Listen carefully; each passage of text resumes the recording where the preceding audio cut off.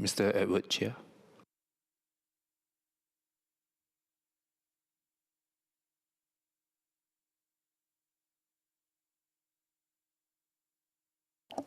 Mr. Speaker, sir, first I declare that I own and operate a biotech startup that provides circular food solutions to local companies and global enterprises. I rise to speak on the motion on an economy of the future that works for all. I agree with the broad aspirations behind the motion. We all want a more inclusive economy, stronger local companies, good jobs for Singaporeans, and growth that gives our people confidence in the future. But I believe the motion can be strengthened by making clear that these aspirations are aligned with the Economic Strategy Review and by better reflecting the realities of Singapore's small and open economy. Mr. Speaker, sir, I seek your consent to move amendments to the motion. May I have a copy of your proposed amendments? Yes, sir. You can hand it to my clerk.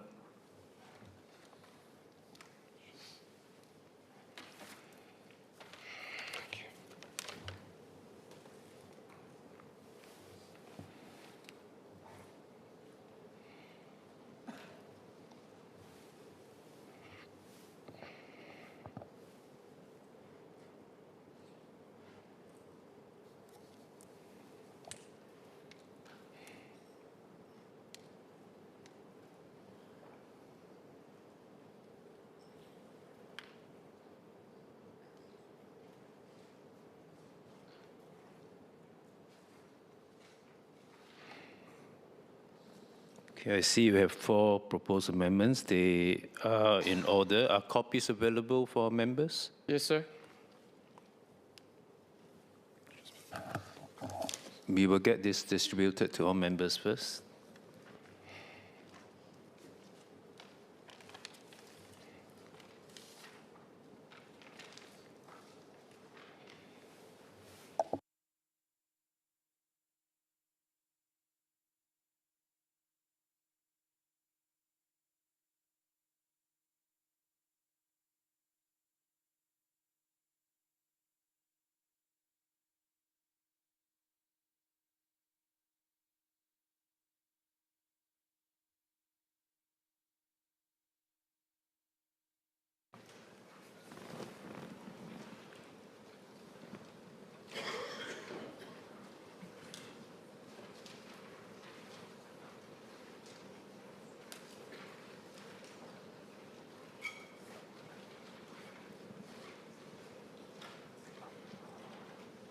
All right, it looks like every member here has been given a copy. Mr. Chia, you may move your amendments now. Thank you, sir. Mr. Speaker, I move that in line 1 to delete notwithstanding and insert in line with. In line 5 to delete economic engine driven and insert economic powered. In line 5 after the words local enterprises to insert after the words local companies to insert global enterprises. And in line 5 after the words healthy domestic to insert and external. The proposed amended motion will therefore read that this House, in line with the suggestions in the Economic Strategy Review on the future Singapore economy, believes A, in a more equal and inclusive economy with opportunities for entrepreneurs to experiment, households and businesses to succeed, workers to thrive, and ideas and innovations to flourish. And in B, in an economy powered by dynamic local companies, global enterprises, healthy domestic and external demand, and Singaporeans' capital venturing abroad. Mr. Speaker, sir, the amendment strengthens the motion in 3 ways. First, it makes clear that the aspirations of inclusion, entrepreneurship, innovation, and good jobs are aligned with the ESR, not pursued in spite of it. Second, it recognizes that Singapore's future economy needs both dynamic local companies and global enterprises. Third, it recognizes that healthy domestic demand must be supported by strong external demand, especially for a small and open economy like Singapore. I will therefore speak to the proposed amended motion by making 3 points. First is that the ESR provides a strategic foundation for an inclusive and innovative economy. The ESR recognizes that the world has changed fundamentally. In a more fractious environment, Singapore cannot simply preserve what worked in the past. We must renew our strategy. Its three imperatives are clear: sharpen Singapore's value proposition, enhance agility and adaptability, and build resilience alongside efficiency. These recommendations did not emerge in isolation. The ESR was shaped through extensive engagements with businesses, unions, workers, and industry stakeholders. It should therefore be seen not merely as a government report, but as a national strategy co-created, shaped with the people and enterprises that help carry it out. So the next challenge is execution. And we start from a strong base. Investments in R&D have anchored research talent in Singapore and also catalyzed business expenditure in R&D. Business expenditure in R&D has reached about 9 billion in 2023. So what we need to do next is to strengthen research translation. Singapore not only must produce more research, but translate more ideas into products, more intellectual property to businesses, more innovation into globally competitive Singapore enterprises. This requires strong partnerships between our universities, research institutions, investors, and enterprise. We need clearer pathways for promising technology to commercialize, more industry-led research collaborations, and better access for startups, SMEs to capital, customers, and global markets. Second, we must help workers move up, move across, and move forward. Even as technology disrupts jobs, the answer is not to slow down technology adoption. That will make our firms less competitive and ultimately weaken opportunities for Singaporeans. The answer is to give workers access to relevant training, better career guidance, industry-recognized skills, and real pathways into growth sectors. An economy that works for all must create a broad range of good jobs for technicians, operational specialists, tradespeople, associate professionals, PMETs, service workers, mid-career workers, and mature workers. My second point is that Singapore's economic engine must be powered by both dynamic local companies and global enterprises. Dynamic local companies matter, but we should not frame local companies and global enterprises as competing choices. Singapore's success has never been built on such false choice. Instead, our focus should be on helping MNCs, large local companies, SMEs, and startups build up one another. Global enterprises bring investments, technology, and international networks, while local enterprises contribute agility, innovation, and specialized capabilities.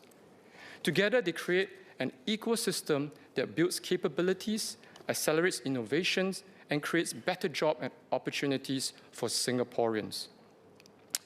We've already seen how this works in practice. AEM, a homegrown Singapore company, designs and advanced systems that test semiconductors before they reach the market, including the thermal control technology needed to screen today's power-hungry AI chips.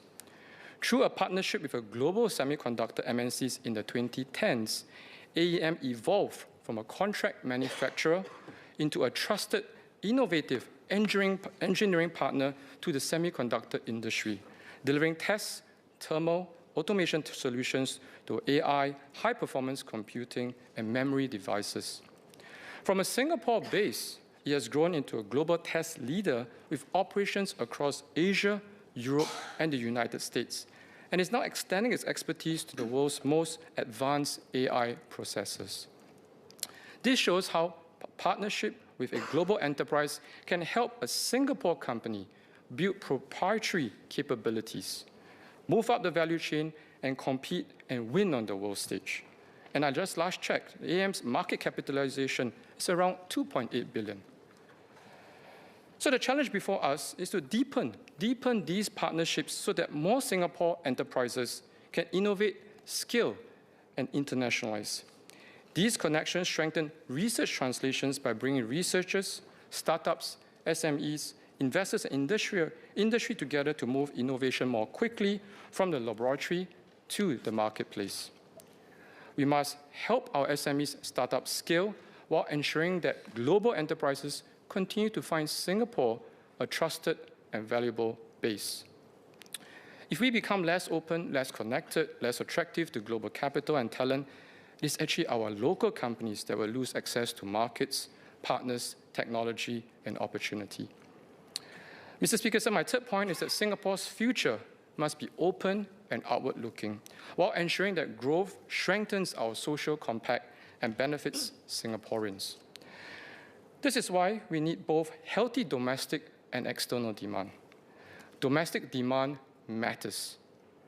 It sustains many local enterprises, supports jobs, and reflects confidence among households and businesses. Yet our home market alone cannot provide the scale needed for every sector.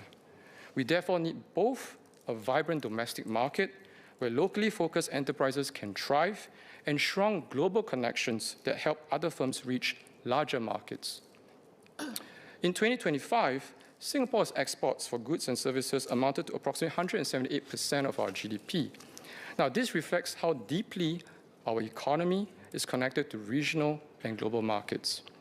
We must continue to serve the world from Singapore as a trusted hub for finance, trade, technology, logistics, aviation, maritime, data, arbitration, green fuels, professional services, and innovation.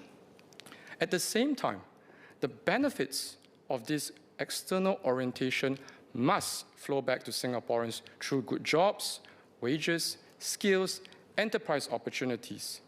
This reinforces confidence and demand at home. Now, this is why the ESR emphasis on Singapore as a connected and trusted hub is so important. In a more fragmented world, connectivity alone is not enough. We must become a place where flows are orchestrated, financed, governed, translated into economic value. This is how we remain relevant. This is how we create high-value jobs. This is how we secure our future. Mr. Speaker, sir, the proposed amended motion also refers to Singaporeans and Singaporean capital venturing abroad. This is important, but this must be done from a strong and open Singapore base from which capital, talent, and enterprise can scale into the region. We want Singaporeans to lead, manage, invest, build, and operate across borders. We also want global partners to use Singapore as a launchpad and to create opportunities for Singaporeans from Singapore. This is especially important in Southeast Asia. Our region is growing, but it's also diverse, complex, and uneven. Singapore companies need support to understand local regulations, build partnerships, manage risks, access financing, and scale operations. The government can do this to help local enterprises internationalize through market access platforms, financing support, overseas networks, talent development, and stronger partnerships with regional governments and businesses. But this must sit within an open and outward-looking strategy. We become stronger by helping the world solve problems from Singapore. Mr. Speaker, sir, this brings me to the broader question of inclusion. Sometimes economic debates frame equality and competitiveness as opposing objectives. I do not agree. For Singapore, competitiveness is what gives us the resources to be inclusive. Without growth, there will be fewer jobs. Without investments, there will be fewer opportunities. Without productive companies, wages cannot rise sustainably. Without fiscal resource, we cannot fund education, housing, healthcare, social support, and skills upgrading. So the question is not whether we choose growth or inclusion. The question is what kind of growth we pursue and how we ensure that Singaporeans will benefit from it. We want growth that will create good jobs, growth that allows workers to move into better roles, growth that strengthens local enterprises, and growth that supports families, seniors, lower-wage workers, and mid-career workers. Now, this is exactly the kind of growth the government has emphasized in its broader economic strategy. Progressive wages help lower-wage workers, workfare supports workers who need additional help, Skills Future helps Singaporeans upgrade and reskill. The Forward Singapore agenda strengthens social support across different life stages. The ESR builds on this by focusing on good jobs, lifelong learning, enterprise transformation, and resilience. There is also another dimension to enterprise that we should not overlook. We should view enterprises not only as economic units, but also as social actors. Companies create jobs, pay wages, generate growth, but at their best, they can also strengthen communities, support vulnerable groups, care for the environment, and contribute to a stronger society. The MVPC's Company of Good movement is one example. It has just marked its 10th anniversary and recognizes businesses that embed corporate purpose and create positive impact beyond traditional economic indicators. The movement encourages companies to act across 5 areas: people, society, governance, environment, and economic. Now, this is not just philanthropy. It's about how companies execute purpose through their core business and operations. Some companies do this through inclusive hiring and people-first workplace cultures. Others do this through employee volunteering, mentoring SMEs, supporting community partners, reducing waste, improving sustainability practices, or using their products, services, and supply chains to create wider social impact. Examples include Sheng Siong's People First culture, HP E-Waste Recycling and HP Planet Partners program, and Fraser's Properties' efforts to shape environments and communities through its role as a real estate developer. Now, in just 3 years, the movement has conferred 1,046 companies, more than 70% of them local companies. This is encouraging progress with room to grow further. Now, this matters because an inclusive economy cannot be built by the government alone. Startups, SMEs, large local enterprises, MNCs, can be a force for good when they embed purpose into how they hire, buy, build, serve, and grow. A future economy that works for all must be one where businesses do well and also do good. Sir, inclusion cannot mean insulating everyone from change. The role of the government is not to freeze the economy in place. Instead, the role of the government is to help workers and businesses adapt before disruption hits, and to provide support when transitions are difficult.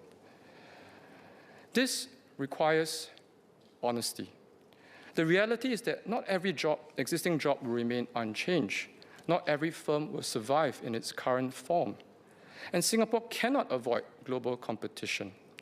But we can commit to helping Singaporeans build new skills, access new opportunities, and navigate change with confidence. We can commit to helping businesses transform, adopt new technologies, access new markets, and build the capabilities needed to compete in a changing world. This is a more honest and sustainable form of inclusion. This is why the proposed amended motion matters. It reflects the balance Singapore must strike. It is aligned with the ESR. It supports dynamic local companies and global enterprises as part of one ecosystem that creates opportunities for Singaporean entrepreneurs and workers. It values healthy domestic demand while recognizing the necessity of strong external demand. It encourages Singaporeans and Singaporean capital to venture abroad while remaining anchored in a trusted, open, and resilient Singapore. Our future economy must be open, competitive, and inclusive at the same time. We must attract the best from the world while developing the best in Singaporeans. We must support local enterprises while staying plugged into a global network.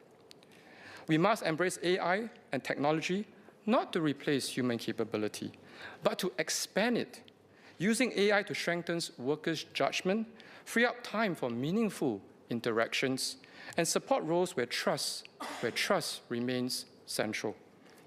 We must grow externally while ensuring that Singaporeans benefit domestically. We must build resilience without becoming close. Mr. Speaker said the ESR provides serious and forward-looking roadmap for the next phase. It recognizes the real anxieties that workers and businesses face. But he also recognized that Singapore cannot respond to uncertainty by becoming smaller in our ambition. We must be bolder, we must take calculated risk, we must back our enterprises, we must invest in our people, we must strengthen our role as a global trusted hub. And we must ensure that every Singaporean has a fair chance to contribute and benefit from the future economy. An economy of the future that works for all is not built by choosing between openness and inclusion. It is built by making growth translate into good jobs. It is built by making innovation accessible to enterprises and workers. It is built by making change less frightening, because Singaporeans know that we will face it together. This is the economy we must build. Mr. Speaker, sir, I seek member support for the amended motion. Thank you, sir.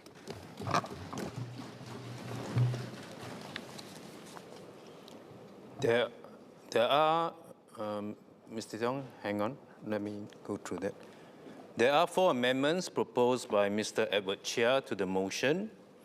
Amendment number 1, in line 1, to delete notwithstanding and insert in line with. Amendment number 2, in line 5, to delete economic engine driven and insert economy powered.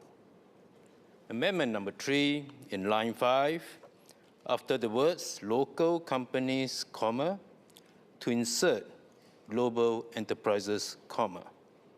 And amendment number 4, in line 5, after the words healthy domestic, to insert and external.